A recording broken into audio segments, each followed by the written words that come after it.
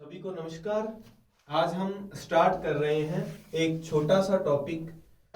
एक ही ट्रिक में फिरोज शाह तुगलक जितने प्रश्न बनते हैं पीसीएस एग्जाम, यूपीएससी या अपने आरपीएससी के, वो सब हम एक ही ट्रिक के माध्यम से देखेंगे। ये शख्स जो है इसका नाम है फिरोज शाह तुगलक। फिरोज शाह तुगलक जिसका शासनकाल रहता है 1351 से लेकर 88 तक। ये मैंने फूल वाली फोटो इसलिए लगाई है, पहले बता देता हूं, फूलों का बहुत शौकीन था इसलिए इसने 1200 बाग लगाए थे। ये सारी बातें इसने 1200 बाग लगाए, 30 इसने स्कूल खोले, 100 के आसपास अस्पताल, ये सारी बातें बताता कौन है? फरिश्ता। कौन बताता है? फरिश्ता, जो राइट। अब मैं एक ट्रिक लिखूंगा जिसके माध्यम से हम फिरोज शाह तुगलक को जानेंगे। ट्रिक क्या है? आसान सी ट्रिक है। 5G के दास हैं, 5G के दास हैं बेरोजगार बंदे। ट्रिक ऐसी है कि उसका कोई सेंस भी है। 5G के दास हैं बेरोजगार बंदे, मज़ारे हज में दारू शरबत की खैर नहीं मांगते। दारू शरबत की खैर नहीं मांगते। ये हमारी ट्रिक रहेगी। इसमें फिरोज शाह तुगलक के इसमें से प्रश्न आता ही रहता है, ज्यादा चांस रहते हैं। अब मैं इस ट्रिक को डिस्क्राइब करने से पहले आपको यह बता देता हूं कि ट्रिक ऐसी हो जो हमारे इजी में याद रह जाए। 4G के बाद 5G का जमाना आ रहा है। आपको पता है नेट पे बेरोजगार लोगों का काफी तहलका मचा रहता है, और कोई काम नहीं, लॉकडाउन लग गया तो फोन हमारा एक जरिया होता है। तो 5G से मैं बात करता हूं। 5 से 5 क्या है? नहर। 5 नहरें। अगर नहर की बात करेंगे तो शहर की भी साथ ही करेंगे, नहर और शहर। 5 से 5 नहरें। जी से जजिया कर। एक एक बार ये शब्दों को लिख रहा हूं। दास, सल्तनत काल का ऐसा शासक जिसके सबसे ज्यादा गुलाम थे। 1,80,000 इसके गुलाम थे। 1,80,000 इसके गुलाम थे। है से कुछ नहीं है। बेरोजगार से, बेरोजगार से आ जाएगा। बेरोजगार से हम क्या करेंगे? रोजगार दफ्तर। रोजगार दफ्तर। बेरोजगारी भत्ता जो मिलता है आज के समय में, वैसा रोजगार देने का काम फिरोज शाह तुगलक ने उस समय किया था। बंदे, बंदे से है दीवाने बंदगान। दीवाने बंदगान क्या था? ये सीधा सीधा प्रश्न रहता है कि दीवाने बंदगान जो विभाग था उसकी स्थापना किसने की? फिरोज शाह तुगलक ने। इसका कार्य क्या था? यह गुलामों के लिए बना था, दासों के लिए। जो गुलाम थे, जो दास थे, उनके लिए इसकी स्थापना की गई थी। मजार, मजार से क्या रहेगा? सल्तनत काल का एकमात्र शासक जिसने सर्वप्रथम में बात आएगी स्त्रियों के लिए मजार पर जाने का प्रतिबंध लगा दिया था कि स्त्रियां बाहर कहीं भी मजार पर नहीं जाएंगी। ये बात। हज, हज से हमें क्या याद रखना है? सल्तनत का ऐसा शासक जिसने सरकारी खर्चे पर हज यात्रा करवाई थी। सरकारी खर्चे पर हज की यात्रा करवाई थी। फिर दारू शरबत। दारू से है दारुल शफा। दारुल शफा क्या था? ये एक विभाग था जिसका संबंध है किससे? चिकित्सा से। एम्बुलेंस आती है शायद 108 नंबर पे कॉल करने पर, वो व्यवस्था उस समय उसने बनाई थी, दारुल शफा। दारुल में दारुल छुपा है, दारू दवाई को कहते हैं, ठीक है। तो दवाई के लिए दारुल शफा विभाग बनाया। शरबत, शरबत के लिए हम जो है, शरबत के लिए यहां लिख लेते हैं, एक विभाग बनाया जिसको हम कहेंगे हक ए शर्ब। विभाग नहीं है ये, हक ए शर्ब क्या है? देखो, ये नहरों की स्थापना कर रहा है। जिन इलाकों में सरकारी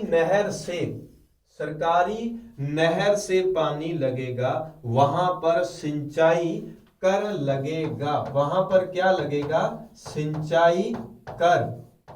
कितना था ये? 10%। हक के शर्ब क्या है? सिंचाई कर। ये याद रख लेना, जो नहर बनाएगा वो सीधा सा काम कहेगा, भाई हमारी सरकारी नहर से पानी लगाना है तो आपको टैक्स देना पड़ेगा, जिसका नाम रहेगा हक के शर्ब। दारू शरबत की खैर नहीं मांगते। खैर से एक और विभाग बन जाएगा, दीवाने खैरात। कौन सा विभाग? दीवाने खैरात। ये क्या था? मुस्लिम महिलाएं जो अनाथ हैं, विधवा हैं, उनके लिए आर्थिक सहायता के लिए, खैरात क्या है? आर्थिक सहायता के लिए विभाग बनाया था। ये ध्यान रखना है। अब हक से मेरे को याद आया, जितने भी गवर्नमेंट कर्मचारी हैं वो अपने हक की बात कर रहे हैं कि हमारा हक, साडा हक ऐथे रख। एक विभाग का नाम मैं और लिखता हूं, वो विभाग है, इधर लिख देते हैं अपने यहां, दीवाने इश्तिहाक। दीवाने इश्तिहाक। हक से हक याद रह जाए, हक कौन सा? पेंशन का। तो दीवाने इश्तिहाक विभाग किसने बनाया? फिरोज शाह तुगलक ने। इसका क्या काम था? पेंशन विभाग था ये। इतना हमें ध्यान रखना है। अब इन सभी चीजों को देखो, प्रश्न कितने हो गए? 1 2 3 4 5 6 7 8 9 10 11 12 13 14 प्रश्न हो गए, और भी इससे बनते हैं, मैं आपको आगे ले चलता हूं। यहां मैं आपको डिफाइन क्या करना है, आपने उन जितनी चीजें बताई है उनको नोट्स रूप में आप लिख लेना। दूसरी मैं इसके बारे में बात बताऊंगा, वो हमें अक्षर लिखना है क्या? 2 बार क्या करेगा? उसको पढ़ना है। 2 बार, एक बार और लिख देता हूं, 2 बार, फिर लिख देता हूं 2 बार। एक बात प्रचलित है तुगलकों के बारे में, देखो शेख प्रथा का कमाल, एक तुगलक चल बसा, दूसरे को जरा संभाल। जब सिंध अभियान पे गया था फिरोज शाह तुगलक, तब ये कहावत प्रचलित थी। 2 बार क्या हुआ? राज्याभिषेक। 2 बार 2 बार 2 बार ये लिखना है। 2 बार राज्याभिषेक। पहला कब? जब ये मोहम्मद बिन तुगलक की मृत्यु हुई तो पहला राज्याभिषेक इसका ठट्टा सिंध में हुआ। फिर दूसरा राज्याभिषेक इसका कहां हो जाएगा? दिल्ली। ठीक है। फिर 2 बार क्या करेगा?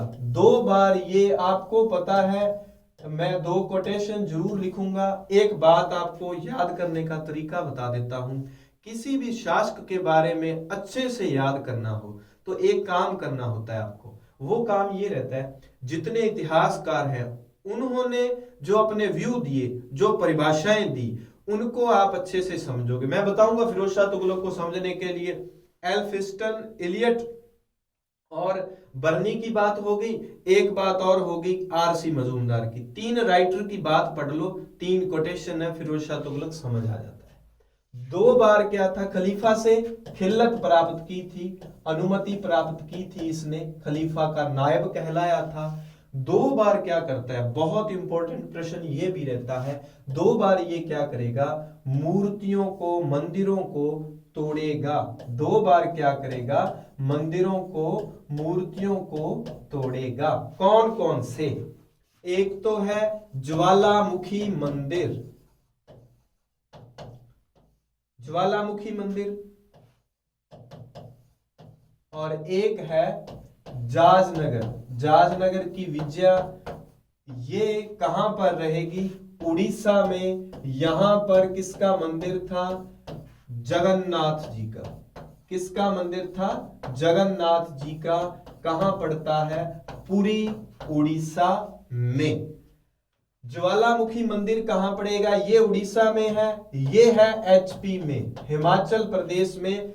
कहां पर, जगह का नाम है नगरकोट, नगरकोट। जय ज्वाला जय जगन्नाथ। फिरोज ने ज्वाला जगन्नाथ को लूटा और तोड़ा, इस मंदिर की मूर्तियों को तोड़ दिया। भानु तृतीय यहाँ का राजा था, क्योंकि बंगाल में ये गया हुआ था 1359 में, हाजी इलियास पर आक्रमण, और उसके बाद वापस आते हुए इसने इसको लूटा। फिर ये जाएगा नगरकोट में ज्वालामुखी मंदिर, वहां पर जितने प्राचीन धर्म ग्रंथ पड़े थे, वहां से लगभग ये 300 धर्म ग्रंथों को उनका क्या किया, इसने फारसी में अनुवाद करवाया। धर्म ग्रंथों का फारसी में अनुवाद करवाया। उसको किस नाम से जानते हैं, दल्लायते फिरोज शाही, दल्लायते फिरोज शाही। ये क्या है, धर्म ग्रंथों का फारसी अनुवाद। ये हमें ध्यान रखना है। 2 बार राज्याभिषेक, 2 बार खलीफा खिल्लत, और 2 बार ये काम उसने किए। फिर हम पीछे की बात को आपने अच्छे से देख लिया, फिरोज शाह तुगलक के बारे में ये बातें हैं। फिर एक बात मैं इसके बारे में, जो कोटेशन किसकी, एल्फिस्टन और इलियट, एल्फिस्टन और इलियट, इनके बारे में क्या कहेंगे कि फिरोज शाह तुगलक क्या है, सल्तनत काल का अकबर है। बात क्लियर। अब अकबर किसी ने कह दिया, तो एक बात इसके बारे में और प्रचलित है, इसे सल्तनत युग का जय सिंह भी कहा जाता है। सल्तनत युग का जय सिंह कहा जाता है। क्यों? क्योंकि इसने खगोल विद्या पर भी काम किया और एक जल घड़ी भी बनवाई थी। इसे सल्तनत युग का जय सिंह भी कहते हैं। एल्फिस्टन और इलियट इसको सल्तनत काल का अकबर कहते हैं। आरसी मजूमदार, रमेश चंद्र मजूमदार जी क्या कहते हैं कि फिरोज शाह तुगलक जो था वो एक धर्मांध शासक था। सब कुछ मुस्लिम शाखा में, जो मुस्लिम संप्रदाय में जो सुन्नी शाखा है, उसके लिए इसने काम किए, धर्म के लिए। उसने दीवाने खैरात बनाया तो मुस्लिम महिलाओं के लिए, नाथ बालकों उनके लिए। फिर उसने धर्मांधता, जो उलेमा वर्ग था, उनको खुश करने के लिए ही तो इसने ज्वालामुखी मंदिर वहां आक्रमण किया था, और जाजनगर में, पुरी में जगन्नाथ जी के मंदिर को लूटा, मूर्ति को तोड़ा, सिर्फ उनको खुश करने के लिए। धर्मांध शासक था। और दूसरी बात इसके लिए क्या कही कि यह सिकंदर लोधी और औरंगजेब का अग्रगामी था। सिकंदर लोधी और औरंगजेब का अग्रगामी। अब देखो, इसको पढ़ना कितना आसान हो जाएगा। आपने, जब आप फिरोज शाह तुगलक पढ़ो उस समय सिकंदर लोधी भी पढ़ लो, औरंगजेब पढ़ना तो पढ़ लो, लेकिन सल्तनत में तो आपको पता चल जाएगा कि ये धर्मांध शासक थे। राग दर्पण, संगीत का जो ग्रंथ है राग दर्पण, उसकी भी रचना इसके समय हुई। सिकंदर लोधी ने भी संगीत के क्षेत्र में काम किया था। तो ये सारी बातें। और बर्नी क्या कहता है, बर्नी को फिरोज शाह तुगलक ने जेल में डाल दिया, तो इसने फिरोज शाह तुगलक को खुश करने के लिए तारीख फिरोज शाही, ये रचना लिखी थी और हालांकि फिरोज तक ये पहुंच नहीं पाई थी। और तारीख फिरोज शाही में बर्नी ने अपना आदर्श सुल्तान कहा है फिरोज शाह तुगलक को। हालांकि तारीख फिरोज शाही एक बर्नी ने लिखी, तारीख फिरोज शाही एक बर्नी ने लिखी थी और एक लिखी थी अफीफ ने। एक तो बर्नी ने लिखी है और यही रचना एक अफीफ ने लिखी थी, अफीफ। इसमें फर्क क्या है? बर्नी की रचना में फिरोज शाह तुगलक के प्रारंभ के 6 वर्षों का ही जिक्र मिलता है, क्योंकि बर्नी तारीख फिरोज शाही की रचना कहां से? बै बर्नी बै बलबन, बलबन से शुरू करता है बर्नी। और फिरोज शाह तुगलक के प्रारंभ के 6 वर्षों का इतिहास है इसमें। अफीफ ने जो तारीख फिरोज शाही लिखी उसमें फिरोज शाह तुगलक के जीवन के बारे में भी, उसके साम्राज्य के बारे में भी ज्यादा वर्णन इसमें मिलता है। तो हम इसको इस ट्रिक के माध्यम से फिरोज शाह तुगलक को अच्छे से समझ लेंगे, ये आपको ध्यान रखना है। तो इतना ही है फिरोज शाह तुगलक। फिरोज शाह तुगलक के बारे में हमने जो ट्रिक लिखी थी वो ट्रिक आपको याद होनी चाहिए। कौन सी?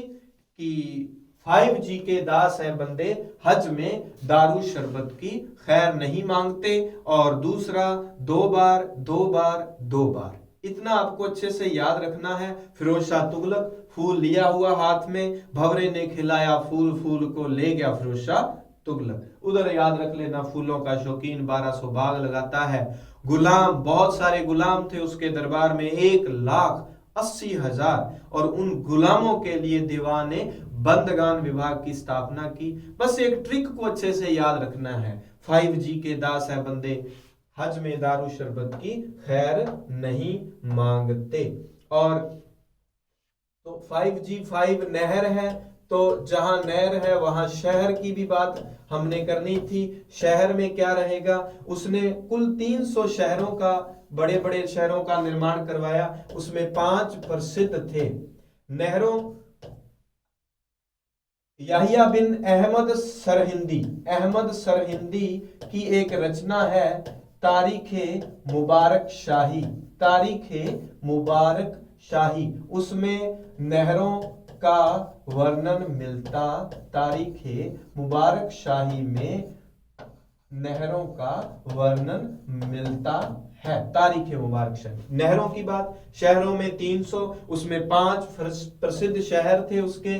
कौन कौन से? हिसार, फतेहाबाद, फिरोजपुर, फिरोज शाह, ये ऐसे करके कुल 5 जो शहर थे, जिसमें से हिसार और फतेहाबाद हरियाणा में आ गए, पंजाब में, दिल्ली में, और जौनपुर जो था वो यूपी में आ गया। 5 प्रमुख शहरों का निर्माण, 5 प्रमुख नहरों का निर्माण। शहर ज्यादा थे लेकिन 5 प्रसिद्ध 5 से 5 नहर और 5 शहर आपको याद रखने हैं। नहरों के बारे में जो वर्णन मिलता है अहमद सरहिंदी की तारीख मुबारक शाही में। और नहर, चूंकि नहरों का निर्माण करवाएगा तो सिंचाई कर भी लगाएगा। एक एक बात अच्छे से। अब वो कोटेशन धर्मान से आपको ये देखना है कि धर्म के क्षेत्र में कितने काम किए। फिरोज शाह तुगलक का जितना शासन था वो राजस्व व्यवस्था, उच्च राजस्व व्यवस्था के कारण जाना जाता है। उसकी आर्थिक उन्नति का जो श्रेय दिया जाता है वो मलिक मकबूल को दिया जाता है। मलिक मकबूल कौन था? इस पर अभी असिस्टेंट प्रोफेसर के एग्जाम में क्वेश्चन आया था मलिक मकबूल पे। ये कि खाने जहां मकबूल किसकी उपाधि थी? खाने जहां मकबूल, तो खाने जहां उपाधि थी मलिक मकबूल की। और मलिक मकबूल कौन था? ये फिरोज शाह तुगलक का वजीर था। फिरोज शाह तुगलक का क्या था? वजीर था। कहा जाता है कि तुगलक काल वजीर के काल का या विजारत का स्वर्ण काल था। विजारत का क्या था? स्वर्ण काल था। बातें याद आती रहेंगी, बता रहा हूं। बस आपको क्या करना है, वो ट्रिक को, वो आपका फिरोज शाह तुगलक अगर आपको अच्छे से याद है तो तुगलक काल में आपको ज्यादा दिक्कत नहीं आएगी। मोहम्मद बिन तुगलक तो देखो पागलपन से उसने कार्य किए, हालांकि पागल नहीं था, सबसे विद्वान और सबसे पढ़ा लिखा है सल्तनत का वो शासक, उसको याद रखना आसान है। उसके बाद क्या, गयासुद्दीन तुगलक, सबसे पहले नहरें लाने वाला तो गयासुद्दीन तुगलक ही था। फिरोज शाह तुगलक ने अच्छे अच्छे काम, जैसे उसने किसानों को ऋण दिए थे जो मोहम्मद बिन तुगलक ने, तो इसने मलिक मकबूल के कहने पर वो ऋण माफ कर दिए थे।